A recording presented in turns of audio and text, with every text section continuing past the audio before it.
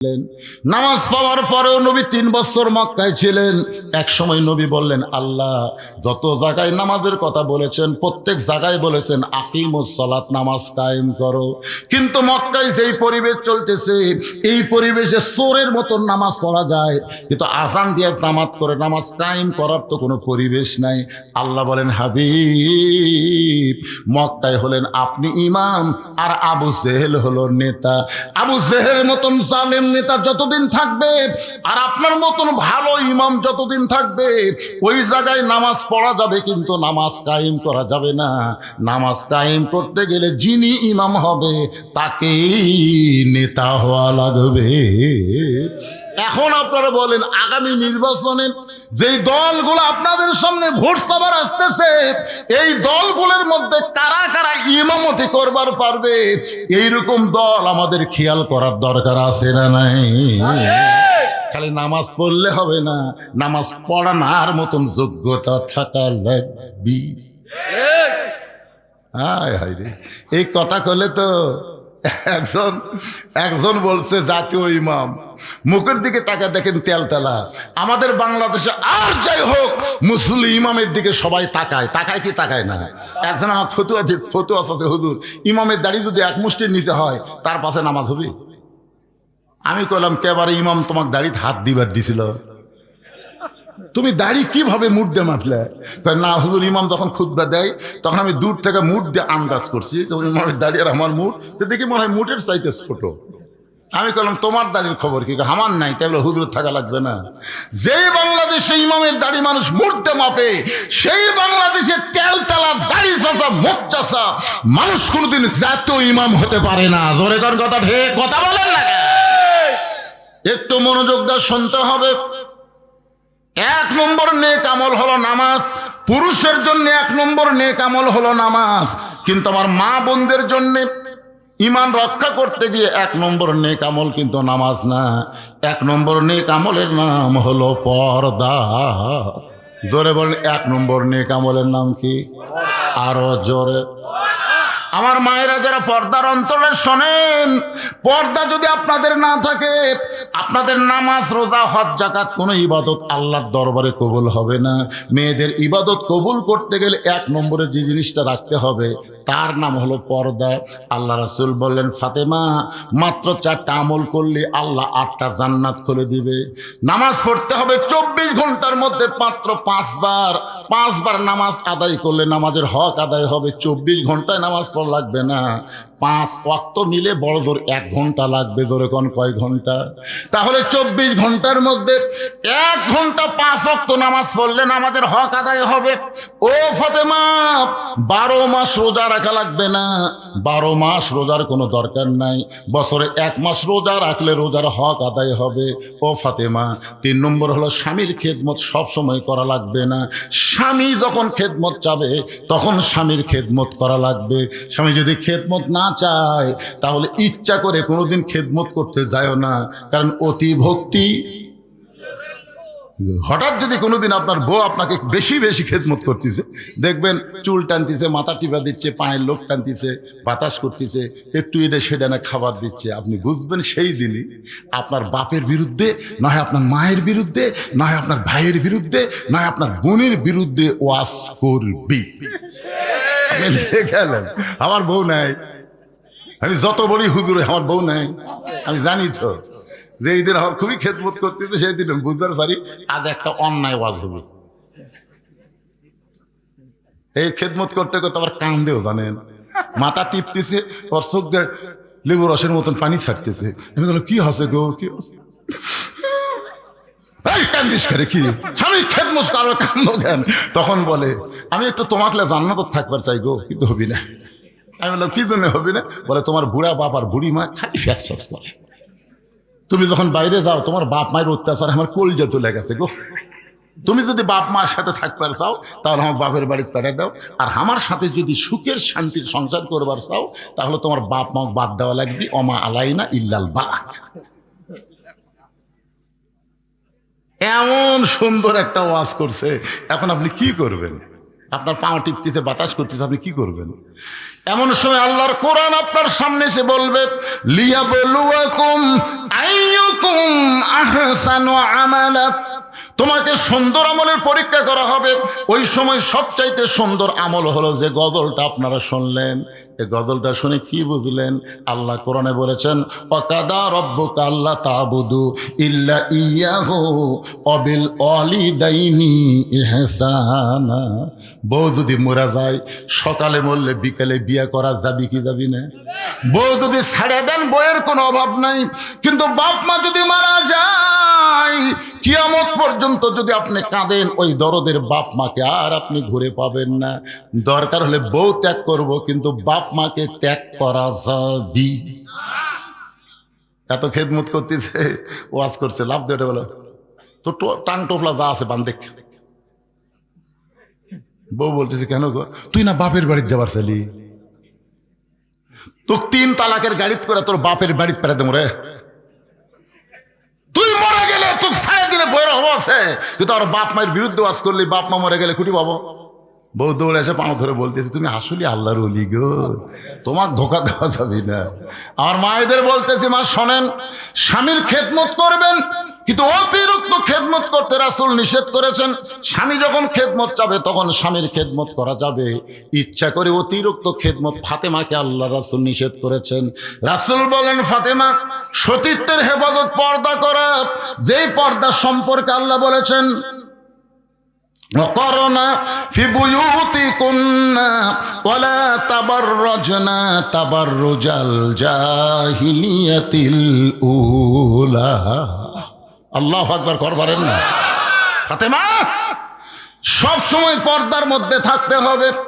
সঙ্গে সঙ্গে ফাতেমার কাছে একটা ওড়না ছিল, ওই ওড়নাটা মাথার উপরে দিয়ে বললেন বাবা আপনাকে সাক্ষী রেখে আল্লাহর কাছে ওয়াদা করলাম, এই মুহূর্ত থেকে আমি ফাতেমা পর্দার মধ্যে ঢুকে গেলাম। একদিন ঈশার নামাজের পর হযরত আলী ঘরের মধ্যে ঢুইকা থেকে ফাতেমা চৌকিতে বসে কাঁদতেছে।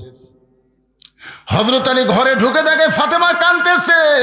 হযরত আলী থুতুনির তলে হাত দিয়ে বললেন বিবি গো এমন করে কান্দার কারণ কি? ফাতেমা বলে স্বামী গো আপনি কি জানেন আল্লাহ তাআলা আমার দোয়া কবুল করেছে। আলী বুসকি বুসকি হাসার গায়ে পাগলি নাকি? আল্লাহ যদি দোয়া কবুল করে থাকে তাহলে কেন কাঁদতেছেন? ফাতেমা বলে স্বামী গো কি দোয়া আল্লাহ কবুল করেছে এইটাকে আপনি শুনবেন না? আলী বলতেছে বলো তো তোমার কি দোয়া আল্লাহ কবুল করেছে? ফাতেমা বলতেছে আল্লাহ তাআলা আমাকে পর্দার মধ্যে মৃত্যু দিবে, এই দোয়াটা আল্লাহ কবুল করেছে। আলী বলে পাগলি রে, যে সারা জীবন পর্দা করলো তার মৃত্যু তো পর্দার মধ্যেই হবে, এখানে আবার কান্দার কারণ কি? ফাতেমা বলে স্বামী গো সেই মৃত্যুটা কবে হবে এইটাকে আপনি শুনবেন না?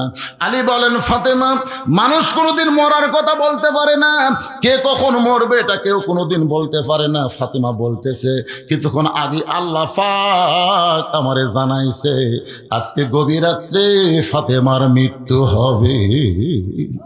যেই বলছে আজকে গভীর রাত্রে ফাতেমার মৃত্যু হবে, গাছের গোড়া কাটলে গাছটা যেমন পড়ে যায় হযরত আলী তেমনি পড়ে গেলেন ঘরের মাঝায়। মা ফাতেমা 2 হাত দিয়ে চোখের পানি মুছে মুচকি মুচকি হেসে স্বামীর মাথাটা উরাতের উপরে নিয়ে কপালে একটা চুমু দিয়ে সান্ত্বনা দিয়ে বলতে স্বামী গো আমি আমার বাবার মুখে শুনেছি আপনি হলেন পৃথিবীর সবচাইতে বড় আলেম, আমার বাবার মুখে শুনেছি আপনি হলেন পৃথিবীর সবচাইতে বড় বীর। আপনার বলেন তো হযরত আলী আলেম ছোট না বড়? আল্লাহর নবী যখন মদিনার খলিফা ছিলেন ওই সময় আলীকে নবী শিক্ষামন্ত্রীর দায়িত্ব দিয়েছিলেন। হযরত আবু বকর যখন মদিনার খলিফা হলেন ওই সময় হযরত আলীকে শিক্ষামন্ত্রীর দায়িত্ব দিয়েছিলেন। হযরত ওমর যখন মদিনার খলিফা ওই সময় হযরত আলী হলেন শিক্ষামন্ত্রী। ওসমান গনি যখন মদিনার খলিফা ওই সময় আলী ছিলেন শিক্ষামন্ত্রী। তার মানে খলিফা পরিবর্তন হয় কিন্তু শিক্ষামন্ত্রী পরিবর্তন হয় না। রাসূল বলেছেন আনা মাদিনাতুল ইলমি ওয়া আলীও বাবুহা, আমি হচ্ছে এলিমের শহর, আলী হচ্ছে তার দরওয়াজা। এখন আপনাদের কাছে আমি জানবার চাচ্ছি হযরত আলীর মতন শিক্ষামন্ত্রী যদি বাংলাদেশে হতো তাহলে আপনারা বলেন তো কোন শিক্ষার গুরুত্ব বেশি হতো? আজকে আমাদের বাংলাদেশে কোন শিক্ষার গুরুত্ব বেশি? আমার মাদ্রাসার আব্দুল্লাহ, বুঝলেন, 7 বছর বয়স, পেশাব করবার যায় শীতের মধ্যে, পেশাব করে। আমি মনে করছি ঠান্ডার কাশ হচ্ছে, তো মানুষের মুহূর্ত আমি ওটাকে বললাম, হুজুর এই যে কাশতেছি পেশাবখানার গন্ধ কি ভিতর ঢুকতেছে না? হুজুর আপনি জানেন না এটা কাশ লয় তো। আমি বলি কাশ লয় কি? কক জিজ্ঞেস করেন। ওই যখন পেশাব করে পানি নিয়ে উঠলো, এটা কাশলু কে? হুজুর পেশাব নিয়ে গেলাম হুজুর। পেশাব হওয়ার পরে আমার মনে হচ্ছে আটকে আছে, কাজ দিয়ে আঙ্গুল দিয়ে দিকে 1 ফোঁটা বাড়াছে, আমার মনে হচ্ছে আবার আরো আছে, আবার এক কাজ দিলাম, সামান্য বাড়ালো, পরে আবার কাজ দিয়ে দিকে আর বাড়াইনি, পানি খরচ করলাম, এখন ওযু করবো। কে রে আব্দুল্লাহ, তুই 7 বছরের বাচ্চা, এই যে পৌষ মাস মাঘ মাসের শীতে ওযু করবি কেন রে পাগলা? আপনি জানেন না হুজুর, আমরা যে পড়া পড়ি এটা ধরবার গেলে শরীর পবিত্র থাকা লাগে হুজুর, ওযু ছাড়া হয় না। 7 বছরের বাচ্চার কথা শুনে আমি ওটি বসা পড়লাম। অথচ ওর সাইডে 2 বছরের বড়, ক্লাস 2 পড়ে, কান্দত ব্যাগলে খারাপ হয়ে মারতেছে। আমার গ্রামের এক ছেলে কিয়ামতের লক্ষণ পেশাব দিয়ে 40 লিখছে, জানেন? হ্যাঁ, ওই পেশাব দিয়ে আগে লিখছে 4, পরে দিতে 0। আমি বললাম কেরে পেশাব দিয়ে অঙ্ক লেখা জীবনে প্রথম দেখলাম। মাথা হাত দিয়ে চিন্তা করলাম এটা কি দিই। এক সময় রাগ সামলাম, এই কইছি মারছে তো। আমি দৌড়ে গিয়ে ধরে বললাম কি করলি? কেরে কেমনে পেশাব করা লাগে, বসা পেশাব করা লাগে, তোর স্যার তোকে শিখাইনি? তখন বলে চাচা দেখি কন, প্রাইমারি পেশাবখানার যা দিকে আমার স্যারই খাড়া হয়ে পেশাব করে।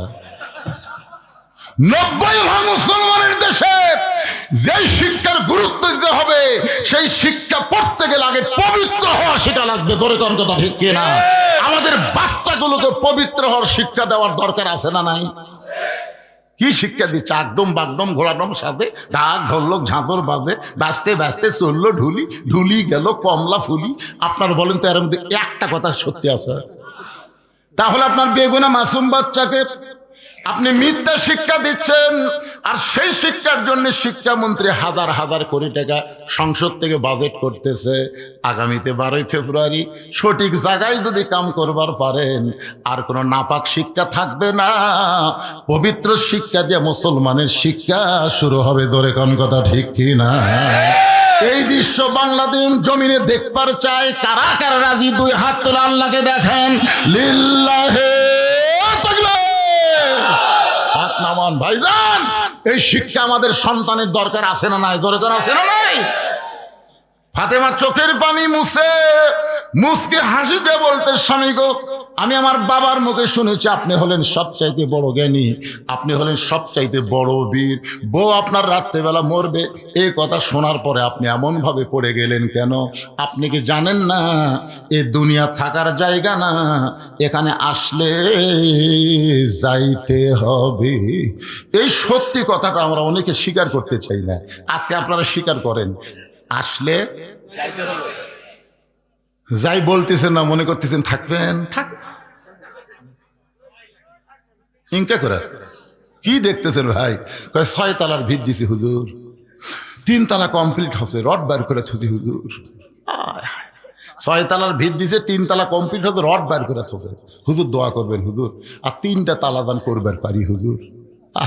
হুজুরও দোয়া করতেছে, আল্লাহ 3 তলা করছে, আর 3 তলা দান করবার পারে আল্লাহ। করা শেষ হলে যেন মরে আল্লাহ, করা শেষ হলে যেন মরে। আপনার বলেন তো 6 তালা না 20 তালা? এ কথা কোন 6 তালা না 20 তালা? তাহলে বারবার ঘাড় কাট করে উপর দিকে না তাকা, নিচ দিকে একবার তাকা। এই দুনিয়া থাকার জায়গা না, এখানে আসলে যাইতেই হবে। ধরে কোন কথা ঠিক কিনা? তো কেমনে যাবেন? কেমনে যাবেন? যে অবস্থা আছেন এই অবস্থা গেলে তো পিটন খাওয়া লাগবে। কিন্তু যেদিন ডাক পড়িবে, কিন্তু যেদিন ডাক পড়িবে কবর মাঝে যাইতে, জোগাড় কিছু করছো বন্ধু তার মাঝে বিছাইতে। ফাতেমা বলে, স্বামী গো, এমন করে আপনি কাঁদবেন না। আমি মরে যাওয়ার পর আমার তিনটা চাওয়া আপনাকে পুরা করতে হবে। আমি দুনিয়া থেকে বিদায় নেওয়ার পরে আমার তিনটা চাওয়া আপনাকে পুরা করা লাগবে। আপনি যদি দুর্বল হন তাহলে আমার তিনটা চাওয়া আপনি কেমনে পুরা করবেন? আলী কান্দের বলে, ফাতেমা, দুনিয়াতে গরিব ছিলাম বলে তুমি কিছুই চাইলা না। হযরত আলী দুনিয়াতে ধনী ছিল না গরিব ছিল? কত বড় গরিব ছিল! আল্লাহ নবী বলেছেন, যদি আল্লাহ তাআলা না চাইতো আমি আলীর সঙ্গে আমার কলিজার টুকরা ফাতেমাকে বিয়ে দিতাম না। কারণ ফাতেমাকে বিয়ে দেওয়ার পর থেকে আমার ফাতেমার একটা দিন পর্যন্ত শান্তি হয় নাই। একদিন হযরত আলী গভীর রাত্রে ঘুম থেকে চেতন পায়ে দেখে ডান দিকে হাসান হোসেন ঘুম পাড়তেছে আর বাম দিকে তার বিবি ফাতেমা নাই। গভীর রাত্রে হযরত আলী তাকায় দেখে ডান পাশে হাসান হোসেন ঘুম পাড়ে, কিন্তু বাম পাশে তার বউ ফাতেমা নাই। আলীর চিন্তা হলো, এই গভীর রাত্রে আমার ফাতেমা কোথায় গেল? দরজায় গিয়ে তাকায় দেখে ফাতেমা মরুভূমির মধ্যে কালো চাদর মাথায় দিয়ে খুব জোরে জোরে হাঁটতেছে। আলীর সন্দেহ হয়ে গেল, এই গভীর রাত্রে আমার বউ ফাতেমা কোথায় যাবে? নিরাপদ দূরত্ব বজায় রেখে পিছনে পিছনে হাঁটতেছে। আল্লাহর নবী যেই ঘরে ঘুমায় ওই ঘরের জানলার পাশে ফাতেমা দাঁড়াইছে। আজকে যদি আমার মা খাদিজা দুনিয়াতে জীবিত থাকতো, আজকে যদি আমার মা খাদিজা দুনিয়াতে থাকতো, আমি আপনার কাছে আসতে পারতাম না বাবা। কারণ মেয়েরা বাপের কাছে চাইতে বড় শরম লাগে। মেয়েরা সব কথা কয় কার কাছে? আমাকে আল্লাহ ছেলে দেয় নাই, আমাকে আল্লাহ ছেলে দেয়নি, আমাকে আল্লাহ তিনটা মেয়ে দিছে। আপনারা মনে করেন না এর জন্য আমি খুব কষ্ট, তা না। আমার তিনটা মেয়েকে আমি এত আদর করছি। 2.5 বছর বয়স পর্যন্ত তিনটা মেয়েকেই 2.5 বছর বয়স পর্যন্ত আমার বুকের উপর ঘুম পাড়াচ্ছে। আমার বউ কয়, দোলনাতে না ছুঁয়া বুকের মধ্যে ঘুম পাড়ান। আমি বললাম, এরা বড় হয়ে যান কবার না পারে, বাবার ছেলে হয়নি বলে বাবা আমাকে দেখতে পারেনি। আমি এত আদর সোহাগ ভালোবাসাতে বড় করছি, এখন কোনো কিছু লাগলে আমার কাছে আর আসে না। যা কিছু কয় আর মায়ের কাছে কয়। আমার খুবই রাগ হলো, মায়ের কাছে কথা বলিস আমার কাছে এমন তাড়া দিলাম দেখি 3 জনে ঘরের মধ্যে ঢুকছে। আমি বললাম, তোদের কি লাগবে বল? কথা কয় না। আমি 3 জনের হাতে 300 টাকা দিলাম, 100 করে দিয়ে বললাম, মা হয়েছে? তখন বড় মেয়ে বলতেছে, সেটা আপনার বিবেচনা। তখন আবার 100 করে দিলাম, দিয়ে বললাম, মা হয়েছে নাকি? যদি আপনি বোঝেন। তখন আবার 100 করে দিলাম। যেই দিলাম 3 জন হাসতে হাসতে সালাম দিয়ে চলে গেল। আমার বড় ভাইকে একদিন বললাম, কে রে ভাই, আমার তো ছেলে নাই, তোমার তো ছেলে আছে, তো মেয়েরা এইভাবে চায়, ছেলেরা কিভাবে চায়? তখন আমার ভাই বলতেছে, শালার লাগবে 106,000। তখন আমি বললাম, আল্লাহ রে, ছেলে না হয় তো ভালো। কারণ মেয়েদের অভ্যাস হলো মায়ের কাছে। জোরে বলেন কার কাছে? ফাতেমা কান্দের বলে, বাবা, আমার মা খাদিজা যদি দুনিয়াতে থাকতো তাহলে আপনার কাছে আসতাম না বাবা, মেহেরবানি করে আপনি একটু ঘরের দরজা খোলেন। গভীর রাত্রে আল্লাহ নবী ঘরের দরজা খুলে দিল। যেই মাত্র ফাতেমা ঘরের মধ্যে, সঙ্গে সঙ্গে হযরত আলী দৌড়ে জানলার কাছে সে কানটা লাগায় শুনতে চায় বাপ মেয়ের মধ্যে কি এমন গোপন গল্প হয়। ফাতেমা বলতেছে, বাবা মেহেরবানি করে একটু বাতি জ্বলান, বাবা একটু ঘরে বাতি জ্বলান। আল্লাহ রাসূল বলে, ফাতেমা কি বলবি বল, বাতি জ্বলান লাগবে না। ফাতেমা বলতেছে, বাবা বহুদিন বলেছি কিন্তু বলে কোনো কাজ হয়নি বাবা, আজকে একটু মেহেরবানি করে ঘরে বাতি জ্বালান। আল্লাহ নবী যখন ঘরের মধ্যে বাতি জ্বালাইছে, সঙ্গে সঙ্গে ফাতেমা 2টা হাত এইভাবে নবীর সামনে বেড়ে দিয়েছে। নেওয়ার জন্য এভাবে হাত পাতাইতো, কিন্তু হাত 2টা যখন এভাবে বাড়াইছে, রাসূল বাতির আলোতে তাকায় দেখে ফাতেমার 2টা হাত গোশতের টুকরার মতন হয়ে গেছে। হাতের তালু আছে কিন্তু চামড়া নাই। 2টা হাত গোশতের টুকরার মতন দেখে রহমাতুল আলামিন নবী, তিনি শুধু নবী না, একজন বাবা, মেয়ের হাতের দিকে তাকায় বলে, মা তুই 2টা হাত আমারে কেন দেখাস মা? ফাতেমা বলে, বাবা এই 2টা হাত যদি আমার স্বামী দেখতে পায় বড় কষ্ট পাবে, খাওয়া দাওয়া বন্ধ করে দিবে। আমার হাসান হোসেন যদি দেখতে পায়, ওরা 2 ভাই কাঁদতে কাঁদতে কোনো দূরে চলে যাবে বাবা। আমার দুইটা হাত দুনিয়ার কাউরে দেখায়নি বাবা। আজকে গভীর রাত্রে আপনার কাছে আইছি, আপনি আমার হাতের দিকে তাকায় মাত্র 3টা দিনের জন্য একটু খাবার ব্যবস্থা করেন বাবা।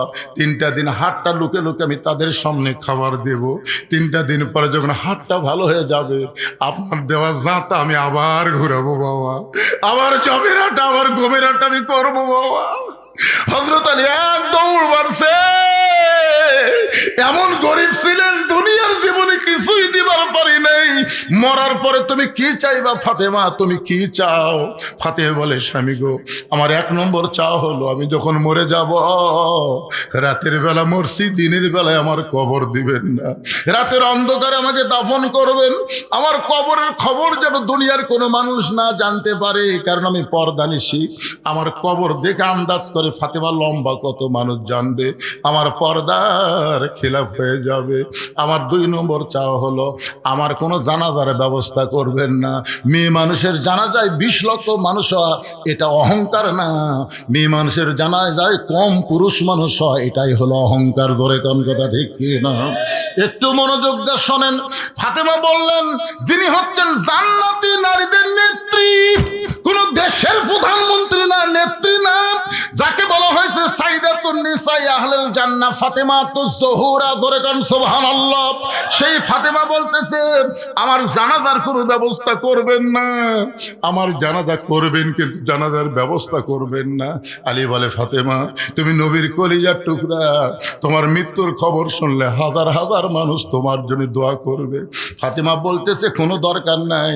লক্ষ মানুষ যদি বলে ফাতেমা ভালো, আর আপনি যদি বলেন আমার ফাতেমা ভালো না, ওই লক্ষ মানুষের দোয়া দিয়ে ফাতেমার 1 তিল পরিমাণ লাভ হবে না। আর দুনিয়ার তামাম মানুষ যদি বলে ফাতেমা খারাপ, আর আপনি যদি বলেন আমার বউ ফাতেমা ভালো, স্বামীর সার্টিফিকেটে ফাতেমার জন্য আল্লাহ 8টা জান্নাতের দরজা খুলে দিল। এখন আপনাদের কাছে আমার জানতে চাওয়া, বউ ভালো হওয়া লাগবে কার কাছে? জোরে বলেন কার কাছে? কিন্তু আমাদের গুলা লব উল্টা বলে, খালি তুমি আমাকে দেখবার পারো না। গোটা পাড়া খুঁজে দেখো, আমার বিরুদ্ধে কেউ নাই। ও মায়েরা, গোটা পাড়ার লোক আপনাকে ভালো বললে আপনি ভালো না। আপনার স্বামী যদি ভালো কয়, তাহলে ফাতেমার সঙ্গে আল্লাহ আপনাকে জান্নাত দিয়ে দিবে। ফাতেমা বলে, স্বামী গো, আমার 3 নম্বর চাও হলো আমার লাশটা খাটনিতে তুলবেন না। কারণ আমি ফাতেমা হিসাব করে দেখলাম, এই মুহূর্তে আমার খাটনি কান্দে নেওয়ার 4 জন পুরুষ দুনিয়াতে নাই। এখান থেকে ফতুয়া হলো, একটা মেয়ে মানুষ মারা গেলে তিনি কান্দে নিবার পারবে না। কান্দে নিবার গেলে যাদের সঙ্গে বিবাহ বসা হারাম, তারাই শুধু কান্দে নিবার পারবে। তিনি কান্দে নিবার পারবি। আচ্ছা বলেন তো, মুরিদের বউ যদি মরে, পীর সাহেব কান্দলে ওঠাবি? জোরে কর না কেন? এই জন্য আমি প্রত্যেক ওয়াজে বলি, 3টা জিনিস আপনারা খেয়াল করে দেখবেন। বড় ডাক্তারের বইয়ের কোনোদিন সিজার লাগে না। বড় বড় ডাক্তার এরা জানে সিজার করলে মায়ের ক্ষতি, বাচ্চার ক্ষতি, এই জন্য বড় বড় ডাক্তারের বইয়ের সিজার লাগে না। 2 নম্বর হলো, মৌলবীর বাড়িতে কোনোদিন মিলাদ লাগে না। আমি দেখছি আমাদের এলাকার কোনো মৌলবীর বাড়িতে মিলাদ হয় না, এরা পরের বাড়িতে পড়ায়, কিন্তু নিজের বাড়িতে হয় না। আর 3 নম্বর জিনিসটা খেয়াল করবেন, পীরের বউ কোনোদিন মুরিদ হয় না। কারণ পীরের বউ জানে আমার পীর সাহেব মাঝে মধ্যে মুরিদের বইয়ের দিকে চোখ মারে, এ লুচ্চার হাতে কে মুরিদ হবে। কিন্তু দুনিয়াতে একজনই বউ হইয়া বিশ্ব নবীকে নবী বলে স্বীকার করেছে। ধরে কর না সুবহানাল্লাহ। যার নাম হলো খাদিজাতুল কুবরা। সর্বপ্রথম নবীকে নবী বলে স্বীকার করছে কে? খাদিজা। এই জন্যে অন্ধভাবে সবাইকে মানা যাবে না, অন্ধভাবে একজনকেই শুধু মানতে হবে, তিনি হলেন আমাদের নবী। 42 বছর হলে ওয়াজ করতেছে। আমার বয়স, ওয়াজের বয়সে 42। একদিন বউকে 1000 টাকা হাতত দিয়ে বললাম, খালি একবার হুজুর কত দেখি, তোমার মুখে হুজুর শুনতে কেমন লাগে? বউ খালি মুসকে মুসকে হাসে। টাকা এই নতুন যে 1000 টাকা লোট বাড়াছে, টাকা হাতত দেখে মুসকে মুসকে হাসো কেবারে, হুজুর কও। কয় যে জনগণ আপনাকে চিনে না তো, তাই হুজুর কয়। কিন্তু আমি তো আপনাকে চিনি গো, হুজুর কি এতই সোজা? সেই দিন বুঝেছি ভাই, বইয়ের কাছে পীর সাহেব হওয়া, হুজুর হওয়া খুবই কঠিন।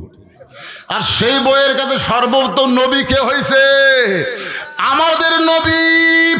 এই জন্য আল্লাহ বলেছেন, লাকাদ কানা লাকুম ফি রাসূলিল্লাহি উসওয়াতুন হাসানা, জোরে বলেন মারহাবা। একটু মনোযোগ দিয়ে শোনেন, ফাতেমা বলতেছে আমার বাবা যদি আজকে দুনিয়াতে জীবিত থাকতো, মরা মেয়ের লাশের খাটনি বাবা কান্দে নিবার পারত, কিন্তু 6 মাস আগে আমার বাবা দুনিয়া থেকে বিদায় নিয়েছে। আমার হাসান হোসেন যদি বড় হইতো, মায়ের লাশের খাটনি কান্দে নিবার পারত, কিন্তু এরা এত ছোট, এরা কান্দে নিবার পারবে না। ওই জান্নাতুল বাকির পূর্ব কোণায় সবুজ রঙের একটা বাতি জ্বলবে, ওই বাতি বরাবর আমাকে দাফন করবেন। আমার কবর খুঁড়তে যদি আপনার কষ্ট হয়, তাহলে আপনার একান্ত বন্ধু যদি কেউ থাকে দুনিয়ায়, তারে বলবেন সে যেন গোপনে ফাতেমার কবরটা খনন করে দেয়। আমরা সবাই জানি আবু যার গিফারি ওই কবর খুঁড়ে দিল। কবর খুঁড়তে খুঁড়তে ভয়ানক একটা কাণ্ড ঘটে গেছে ভাইজান। যাই হোক না কেন, যেটা আপনাদের বুঝাবার চাইছি, আমার মা বোনেরা পর্দার অন্তরালে বসে যারা আছেন, তাহলে আপনারা কি বুঝলেন?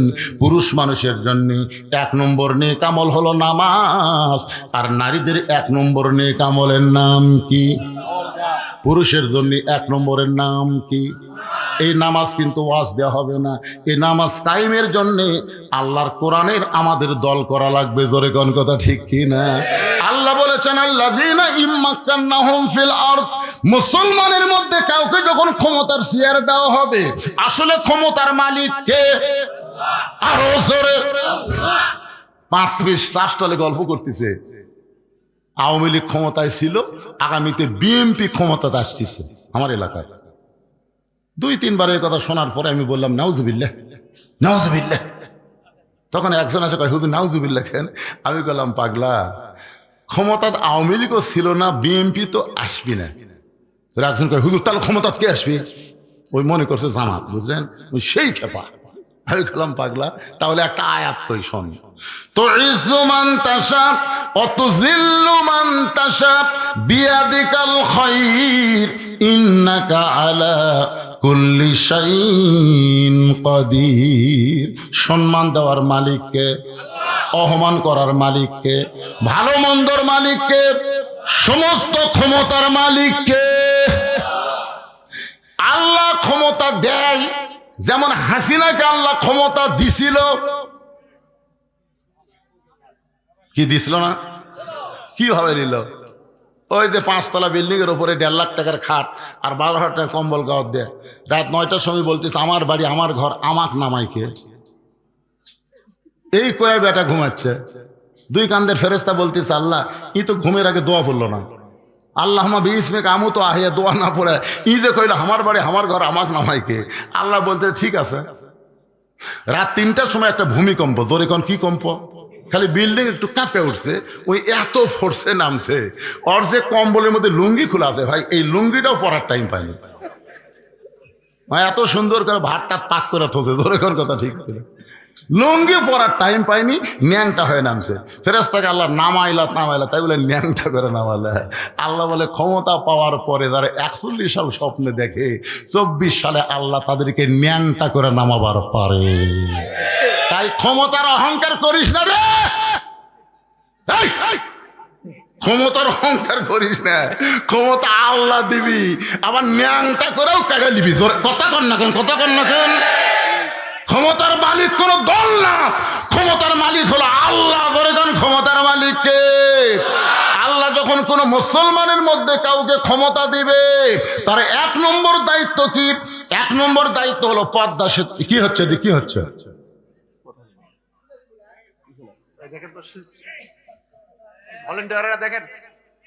কেবল 11:30 বাজতেছে, কি চলবে? বিরক্ত হচ্ছেন? সূরা আসরের 2 নম্বর বিষয় চলতেছে, 3 নম্বর অথবা সবেল হকের ওয়াজ বোঝেন আপনারা? খালি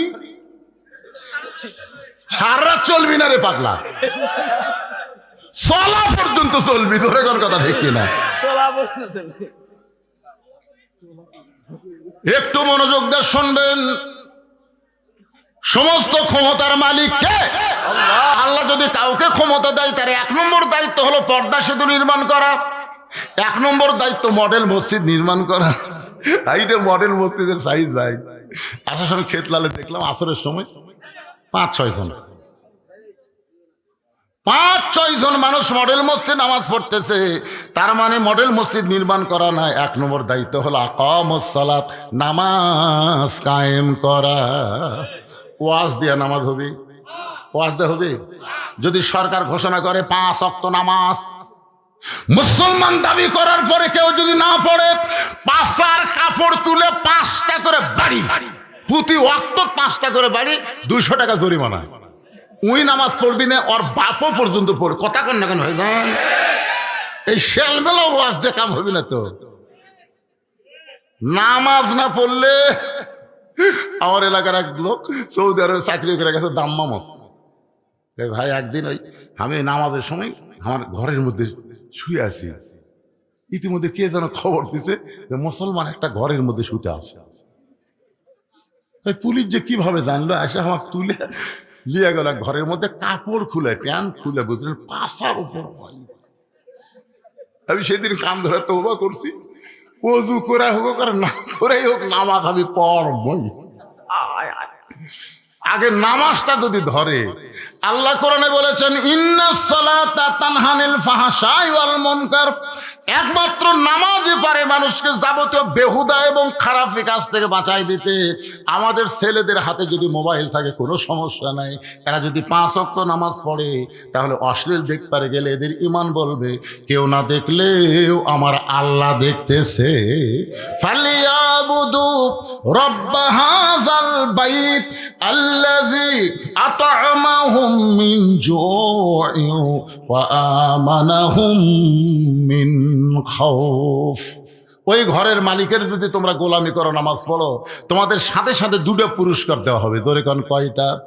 1 নম্বর পুরস্কার হলো রেজেকের কোনো পেরেশানি থাকবে না। ওই ভারতের চিনি, ভারতের আলু, ভারতের পেঁয়াজ তোমাদের লাগবে না। তোমাদের দেশের মধ্যে যে আবাদ হবে, এইটাই তোমাদের রেজেকের ব্যবস্থা আল্লাহর পক্ষ থেকে করে দেওয়া হবে। 2 নম্বর ওয়া আমানাহুম মিন খাউফ। 3 দিকে ভারত। কয়েকদিন আগে একটা উগ্রপন্থী মন্ত্রী কি করেছে দেখছেন আপনারা ফেসবুকে? বলতেছে বাংলাদেশে যে হারে মৌলবীরা কোরআনের মাহফিলে বলতেছে সব দেখা হলো শেষ, আগামী দেখবো কোরআনের বাংলাদেশ। এই মৌলবীরা তো আর জানে না 3 দিকে ভারত, 1 দিকে সাগর। একবার যদি ভারত খেপে যায়, এই মৌলবীরা পালানোর কোনো জায়গা পাবে না, সাগরে ডুবে মরা লাগবে। আইরে উগ্রপন্থী মন্ত্রী ভাষণ দিতে ভাই, ওই ভাষণ শোনার সাথে সাথে আমি ফেসবুকে একটা স্ট্যাটাস দিলাম, মন্ত্রী রে তুই তো মুসাক চিনিস না রে, তুই মুসাক চিনিস? মালওয়ানের বাচ্চা, মুসাক চিনিস? মুসা নবীকে যদি চিনবার পারত তাহলে এই গরম বক্তব্য দিবার পারতি না। কারণ 3 দিকে ফেরাউন, 1 দিকে সাগর। আল্লাহ সাগরকে রাস্তা বানায় দিছে, মুসা নিরাপদে পার হয়ে গেছে। ফেরাউনের গোষ্ঠী চুবড়া মরিছে রে ভারতের। মালওয়ানের বাচ্চারা তোরাও চুবড়া মরবু। তোরা মনে করছিস আমাকে হাতে বোম আছে, মার মার। আমাদের জাতির ভিতর জন্য যদি নমরুদের চুল আল্লাহ শান্তির বাগান বানাবার পরে, আমরা তো তারই সন্তান। ধরে কোন কথা ঠিক কিনা? মার মা বোম মার। আমার এই ওয়াজটা কিন্তু ভারতে গেছে, কারণ আমারও আস্তে গোটা পৃথিবী চলে। ভারতের হিন্দুরা কই ওরে বাবা রে, আমি কইছি মার বোম মার। আচ্ছা, নমরুদের চুলে যদি আল্লাহ শান্তির বাগান বানার পরে, বোমক আল্লাহ কিছু করে পারবে না? মনে করেন আপনাদের এই নওগাঁ বদল গেছে তো একটা বোম পড়ছে, কিন্তু আল্লাহ বলতে তো ফুটিস না। তখন বোম বলতেছে আল্লাহ ফুটপার, তখন নিষেধ করলেন, তাহলে এত বড় হয়ে পড়ে থাকে আমার লাভ কি? তো বোম বলবে কি চাস? ইসাব্বিহুলাহু মা ফিস সামাওয়াতি ওয়াল আরদ। বোম বলবে আল্লাহ আপনি একটা কিছু করে দেন, তার সলপল খাবার পাবে। তখন আল্লাহ ওই বিশাল বমক মিষ্টি তরমুজ বানিয়ে দিয়েছে, বুঝলেন? এলাকার সলপল পাথর দেয় করে এত বড় তরমুজ পড়ে আছে। ওরা আবার দাও খুন্তি যা যা আসলো, কাশি টাছি লিয়ে তরমুজ কাটতেছে। ওরা দূর থেকে অনুবীক্ষণ দূরবীন যন্ত্র দেখতেছে, ওরে বাবারে আমাকে রে বোম ওরা কাটিয়ে খায়। আরে মালওয়ানের নেংটির বাচ্চা জানিস না রে? কি মনে করতেছেন? ফালিয়াবুদু রাব্ব হাযাল বাইত আল্লাযী আত'আমাহুম মিন জু'ইন ওয়া আমানাহুম মিন খাউফ। তাহলে নামাজ যখন কায়েম হয়ে যাবে, এই বাংলাদেশ একমাত্র আল্লাহ ছাড়া অন্য কারো ভয় করবে। রিজিক দেওয়ার মালিককে আরো জোরে জোরসে বলুন, পারে না? রিজিক দিয়ে আল্লাহ দেখায়নি? হাই রে আলু ভাই, ভারত দেওয়া লাগবে। সমস্ত আলু আলাকা এত আলু হুজুর, এত আলু হুজুর। এই জন্য একটু মনোযোগ দিয়ে শুনবেন। সূরা আসর 3 নম্বর বিষয় হলো তাওয়াসাউ বিল হক। হক কথা বলতে হবে, হক পথে চলতে হবে, প্রয়োজনে হকের জন্য জীবন দেওয়া লাগতে পারে, তারপর আমরা হক থেকে বিচ্যুত হব। এই বাংলাদেশে আল্লামা সাইদি হুজুর, এদিকে তাকাও, আল্লামা সাইদি হুজুর যে হক কথাগুলো বলছে, আমাদের সমস্ত বক্তাদের ওয়াজ যদি এক পাল্লায় দেওয়া হয় আর সাইদি হুজুরের ওয়াজ যদি আর এক পাল্লায় দেওয়া হয়, আপনারা বলেন তো কার ওয়াজের ওজন বেশি হবে? আমাকে এলা ওয়াজ, এরা আওয়াজ আর কি ওয়াজ করছে পারে? যে ওয়াজ করার কারণে, কোরআনের হক তাফসীর করার কারণে অন্যায়ভাবে তাকে 13 বছর জেলখানায় বন্দি রাখলো, অন্যায়ভাবে। আপনারা বলেন তো সাইদি হুজুর রাজাকার? সাইদি হুজুর মানুষ খুন করছে, সাইদি হুজুর নারী নির্যাতন করছে, সাইদি হুজুর মানুষের বাড়ি পুড়ে দিছে, এইরকম মিথ্যা কেস দিয়ে তাকে জেলখানা বন্দি করলো। অথচ আল্লাহ কোরআনে তদন্ত করে বলতেছে ইন্নামা ইয়াখশাল্লাহ মিন ইবাদিহিল উলামা, বান্দা সমূহের মধ্যে আলেম বান্দারাই আল্লাহকে সবচাইতে বেশি ভয় করে। আপনারা বলেন তো সাইদি হুজুর কি ছোট আলেম না বড় আলেম? তাহলে আল্লাহর কোরআনের তদন্ত হিসাবে কি কয় আর এই শালি হাসিনা কি কয়? না না, ওই কি কয়ে অন্যায় ভাবে লোকটাকে জেলখানার মধ্যে বন্দি রাখলো। আমরা দোয়া করলাম আল্লাহ কোরআনের পাখিকে তুমি হেফাজত করো, আমাকে দোয়া আল্লাহ কবুল করে জেলখানার মধ্যে হুজুরের তার চেহারা বুঝলেন। যেদিন বের করলো হাসপাতাল নিয়ে যাওয়ার জন্য, মাইক্রো থেকে পাওয়া নামা একটা হাসি দিছিল, সে হাসি দেখছেন আপনারা? এই হাসি দুনিয়ার কোনো হাসি নয়, এই হাসি হলো জান্নাতের হাসি। দুনিয়ার মুসলমানেরা হুজুরের হাসি দেখেছে, সেই হুজুরকে জেলখানা থেকে হাসপাতাল নিয়ে গেল, শুধু হক কথা বলার অপরাধে তাকে স্লো পয়জন ইনজেকশন করে হত্যা করে দিল। আগস্ট মাসে হুজুরকে হত্যা করলো। আমরা সমস্ত বাংলার মুসলমান যারা কোরআনকে ভালোবাসি, যারা হককে ভালোবাসি, তারা তাহাজ্জুদের নামাজ পড়ে আল্লাহকে বললাম, আল্লাহ এই জজ court, high court, supreme court Hasina দখল করছে, আল্লাহ এই কোর্টে আমাদের কোনো বিচার হবে না, আল্লাহ তোমার আদালতে বিচার দিলাম। আল্লাহ এমন কোরআনের পাখিকে হকের পথে থাকার কারণে অন্যায়ভাবে হত্যা করলো, তুমি এর বিচার করো আল্লাহ। আগস্ট মাসে আমরা বিচার দিলাম, পরের আগস্ট আসা মাত্রই আল্লাহ তাআলা আমাদের দোয়া কবুল করে ওই বেহককে বাংলাদেশ থেকে তাড়ায় দিছে। ধরে কোন কথা ঠিক কি না? কুল জাল হক ওয়া যাহাকাল বাতিল ইন্নাল বাতিলা কানা যাহুকা। আল্লাহু আকবার। হক পথে চলতে হবে, হক কথা বলতে হবে। হকের উপর যদি মৃত্যু হয় অসুবিধা আছে? মরা তো লাগবেই রে ভাই। এখান থেকে বাড়ি যাওয়ার গ্যারান্টি দেওয়ার মরদকে বলেন না আমার বাড়ি সবচাইতে কাছে, আমি বাড়িতে যাবার পারবই, এই গ্যারান্টি যদি দিবার না পারেন তাহলে মরা লাগবে। এই বিশ্বাস অন্তর আনলে কি হয়? কি হয়ে মরব?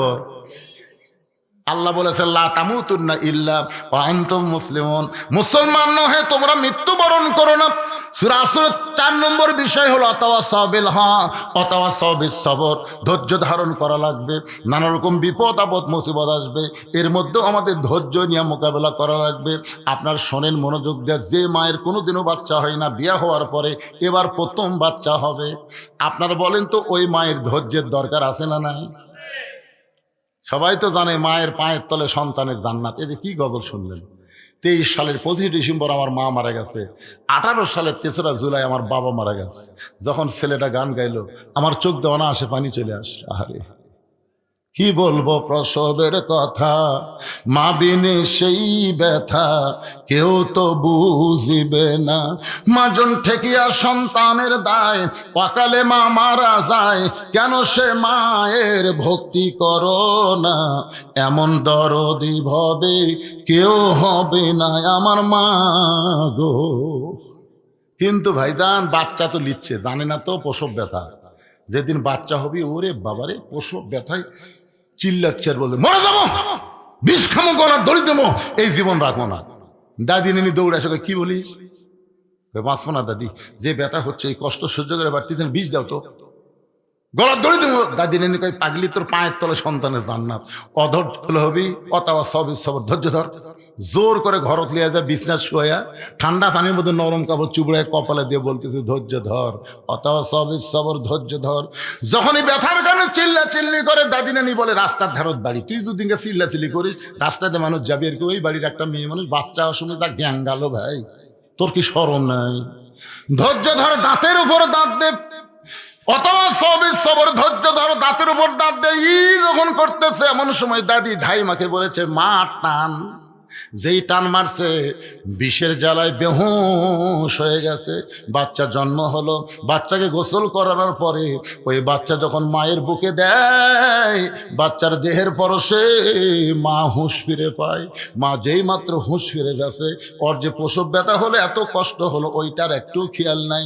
বাচ্চাকে বুকের কাছে নিয়ে মুখের মধ্যে নিয়ে জিব্বা বের করে চুমা খায়। দাদি নানি তিরস্কার বলে ফেলে দে, এর ফেলে দে, লাত্তি মারা ফেলে দে। এর জন্যই তো গলার দড়ি দিবার চাইলি, এর জন্যই বিষ খাবার চাইলি, একেবারে এমন আদর সোহাগ কেন করতেছিস? মা তখন বলে দাদি ব্যথার পরে এমন শান্তি এটা আমি আগে বুঝতে পারি নাই। এই বাচ্চা যখন বুকে নিলাম তখন আমি সব কষ্ট ভুলে গেলাম। এই বাংলাদেশে বহু ভালো মানুষকে ফাঁসি দেওয়া হয়েছে, এই বাংলাদেশে বহু ভালো মানুষকে গুম করা হয়েছে, এই বাংলাদেশে বহু ভালো মানুষকে জেলের মধ্যে ঢুকাইছে। এই বাংলাদেশে আমার মতন মৌলানা 9 বার জেলত গেল। এই বাংলাদেশে আমরা বাড়ির থাকতে পারি নাই, আমরা আলুর বাগুড়ের মধ্যে ঘুম পাড়ছি। ভাই কত কষ্ট সহ্য করেছি। মা যেমন কষ্ট সহ্য করে প্রসব ব্যথা সহ্য করেছে, এরপরে বাচ্চা যখন বুকে পাইছে মা সব ব্যথা ভুলে যায়। আমরা সব কষ্ট ভুলে যাব, একটাও কষ্ট আমাদের অন্তরে থাকবে না। যেদিন আল্লাহর কোরআন দা বাংলাদেশ চলবে আর কলেমার পতাকা পথ পথ করে আকাশে উড়বে, আমরা সব কষ্ট ভুলে যাব, ফাঁসির কথা ভুলে যাব, গুম করার কথা ভুলে যাব, নির্যাতনের কথা ভুলে যাব। মা যেমন সন্তান বুকে পায় সব কথা ভুলে যায়, আমরা আল্লাহর কোরআনের রাষ্ট্র দেখে আমরা সব ভুলে যাবার চাই। আল্লাহ যেন আমাদের সবাইকে এই তৌফিক দান করে। সকলে বলি আল্লাহুম্মা আমিন। সবাই ইস্তেগফার পড়েন।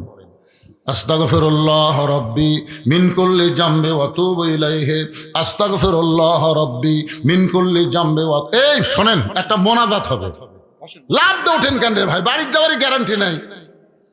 আর দোয়া ও মুখুল ইবাদত, ইবাদতের মধ্যে দোয়া হলো মাথা রে। মাথা যদি না থাকে দেহের কোনো দাম আছে? এই যে ছেলেরা কষ্ট করে মেহনত করে এত সুন্দর আয়োজন করেছে, আপনার দীর্ঘ সময় পর্যন্ত শুনলেন, আর মোনাজাত না করে দৌড় মারতেছেন, বাড়ির যাওয়ার গ্যারান্টি দিতাম। রাস্তার মধ্যে যে আপনার কিছু হবি না এই কথা কম। বহু লোক রাস্তার মধ্যে কিছু হয়ে হাসপাতালে যায়, বাড়ির যাওয়াই হয় না। এই জন্য ইস্তেগফার বলেন, আমাদের যুবকদের জন্য দোয়া করা লাগবে।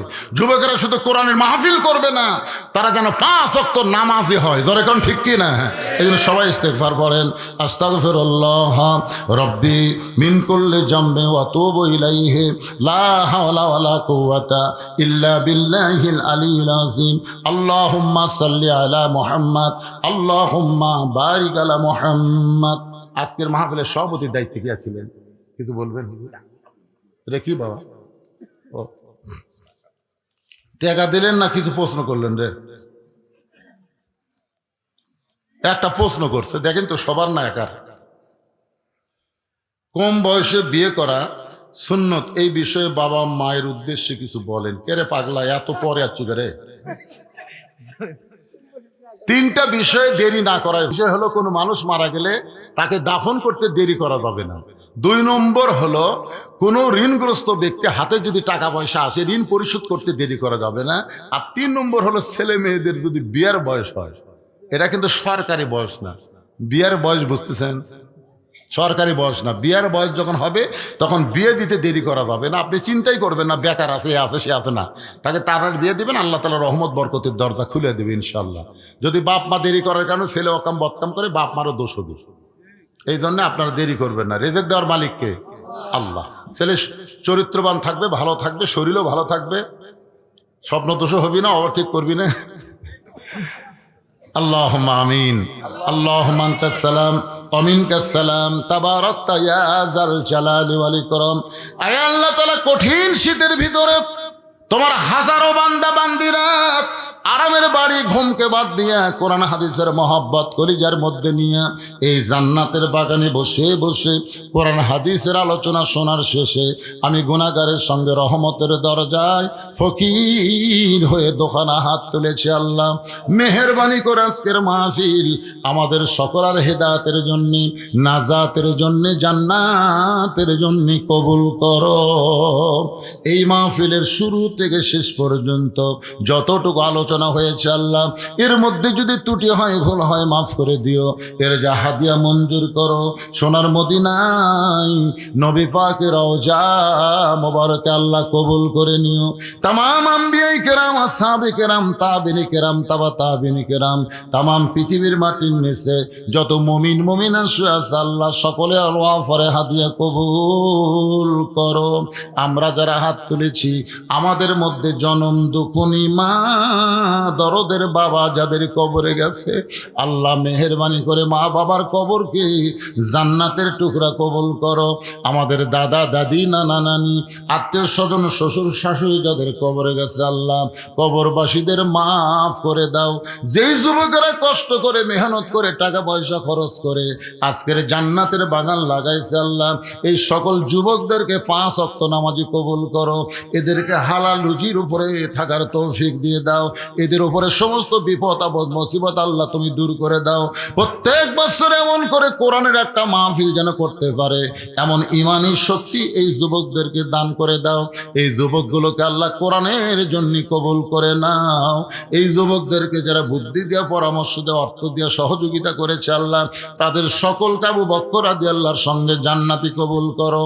আমি গুনাহগার বলে দোয়া ফিরাই দিও না।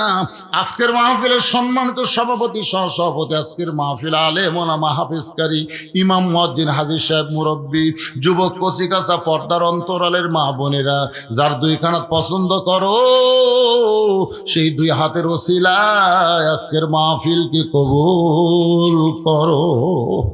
আল্লাহ আমি অসুস্থ, আল্লাহ আমার মতো অসুস্থ অবস্থায় যারা হাত তুলেছে সবাইকে সুস্থতার নিয়ামত দান করে দাও। যে কোরআন শুনলে মজা লাগে, যেই কোরআন শুনতে ভালো লাগে, সেই কোরআনের সমাজ, কোরআনের রাষ্ট্র একটা বারের জন্যে আমাদেরকে সকলকে দেখার তৌফিক দিয়ে দাও। আল্লাহ গোটা বিশ্বের মুসলমানকে আল্লাহ হেফাজত করো। আমার বাংলাদেশের সবাইকে মিলে মিশে একতাবদ্ধ হয়ে কোরআনের পক্ষে কাজ করার তৌফিক দাও আল্লাহ। আল্লাহ আমরা কোনো দলাদলি করব না, আমরা মিলেমিশে থাকতে চাই আল্লাহ। আমরা সবাই মুসলমান। ঘরে আগুন লাগলে সবাই দল করে না, দৌড়ে সে আগুন নিভায়। কেউ মারা গেলে দল করে না, সবাই সে তার জন্য দোয়া করে। আমরা সবাই মিলেমিশে থাকতে চাই আল্লাহ। আমাদের কোনো দল নাই, আমরা সবাই মুসলমান। আল্লাহ আমাদেরকে মাফ করো, কবুল করো আল্লাহ। সুবহান রাব্বিকা রাব্বিল ইজ্জাতি আম্মা ইয়াসিফুন ওয়া সালামুন আলাল মুরসালিন আলহামদুলিল্লাহি রাব্বিল আলামিন। ওয়াজাল আখিরাতি কালিমাতুনা ইনদাল মাউতি। সকলে পড়েন লা ইলাহা ইল্লাল্লাহু মুহাম্মাদুর রাসূলুল্লাহ। সকলে বলি সাল্লাল্লাহু আলাইহি ওয়াসাল্লাম। আসসালামু আলাইকুম ওয়া রাহমাতুল্লাহি ওয়া বারাকাতুহু।